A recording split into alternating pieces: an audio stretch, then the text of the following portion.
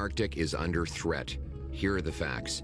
In the fall of 2022, the Canadian military found and retrieved Chinese monitoring buoys in the Arctic. And last summer, a Canadian warship on an Arctic patrol encountered a Chinese polar vessel in the Bering Strait off Alaska. Despite its borders being 1,500 kilometers from the Arctic Circle, China now considers itself to be a, quote, near Arctic state. The Department of National Defense last year also noted, and I quote, Russia continues to modernize and build up its military presence in their Arctic, investing in new bases and infrastructure. It also possesses a robust Arctic naval presence with submarine surface combatants and an icebreaker fleet much larger than those of other Arctic powers. The Pentagon has also warned of potential Russian action in the Arctic, including jamming GPS satellites. Hostile powers want our resources, our shipping routes, and to be within striking distance of our continent. After 9 years of liberal incompetence and disdain, our military is weakened and our allies no longer respect us. Our safety, territory, and trade with the U.S. requires we take back control of Canada's north. This gigantic area of our country makes up 40% of our landmass and 75% of our coastline. 140,000 Canadians call it home, spread across 72 communities. Since time immemorial, Indigenous peoples have triumphed over the harsh climate, harvested the land and sea for food, and passed on their precious traditions and knowledge down the ages. We grew up on the folklore of fur traders and explorers who charted across the Northwest Passage, writers like Robert Service, artists like the Group of Seven, and Inuit sculptures have shaped our polar identity. We are the true North, strong and free. As the world grows more dangerous, our brave men and women in the Canadian Armed Forces, especially the mighty Canadian Rangers, must have the resources they need to defend our North. That's why Canada's last Conservative government started the Arctic Offshore Patrol Ships Project and invested in a new naval facility in Nanisivik, which is due to go online this year. But then the Liberals took office and failed our North and our forces. And Canada still does not have a permanent base in the Arctic, while at the same time Russia has reopened Soviet military bases and expanded its Navy's northern fleet over the past few decades. They have also developed new hypersonic missiles designed to evade NATO's defenses. Russia even has more ground force bases within the Arctic Circle than all of NATO combined. This is a wake-up call. We need to become more self-reliant and protect our interests and our sovereignty. That's why I'm announcing part of my Canada First plan to take back control of the Canadian Arctic. We will, 1, double the size of the first patrol group of the Canadian Rangers from the current 2,000 to 4,000 Rangers.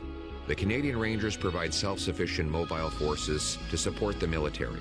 They often report suspicious and unusual activities while providing local knowledge and expertise. 2, we will acquire 2 additional polar icebreakers for the Royal Canadian Navy. These icebreakers will be on top of the current planned icebreakers that Seaspan and Davie shipyards are now building for the Coast Guard. Liberals have promised 2 heavy Coast Guard icebreakers, but won't say when.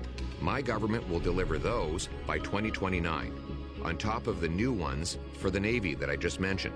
So to sum up, under common sense Conservatives, Canada will get 2 new heavy icebreakers for the Coast Guard, plus 2 more for the Navy, for a total of 4. 3, build Canada's first permanent Arctic base since the Cold War, CFB Iqaluit. We will build it in consultation with military experts and Indigenous peoples. Iqaluit already has a forward operating location and a functional airport and seaport that can accommodate the Canadian Air Force.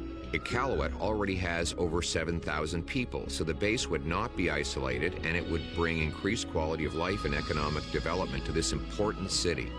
The base will host a full Royal Canadian Air Force wing to launch and land new F-35 jets, which will be nearby and ready to fight. The base can also launch and land Poseidon P-8 aircraft to deter threats and carry out search and rescue, anti-submarine warfare, and intelligence, surveillance, and reconnaissance work. The Royal Canadian Navy and Canadian Coast Guard could also continue to use Iqaluit Seaport as a base of operations to conduct maritime surveillance and icebreaking in Canada's Northwest Passage. It would also help NORAD detect, deter, and if needed, destroy incoming threats to North America. It would also fuel our local economic development in Iqaluit with better runways, energy systems, transportation, and infrastructure. All of these improvements will be funded by dramatically cutting foreign aid, much of which goes to dictators, terrorists, and global bureaucracies. These steps are only the beginning of my Canada First plan for the North, and they will come on top of the already planned Defence Update and NORAD modernization plans that include, among other things, advanced air-to-air missiles, air-to-air refueling aircraft, upgrades to the forward operating locations in Inuvik, Yellowknife, Goose Bay, and the new base in Iqaluit. Other upgrades include airborne early warning aircraft, northern operational support hubs, new submarines to replace the Victoria-class fleet, tactical helicopters, and a new satellite ground station in the Arctic.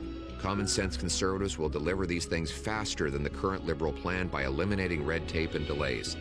If we are to be a sovereign and self-reliant nation, we must take back control of our North, secure all our borders, and stand on our own 2 feet. We will restore Canada's promise that anyone from anywhere can do anything, that hard work gets a powerful paycheck and pension that buys affordable food and homes in safe neighborhoods in a secure country protected by a strong military. Our country will secure our skies, our seas, and our soil in the true North, strong and free. Let's bring it home.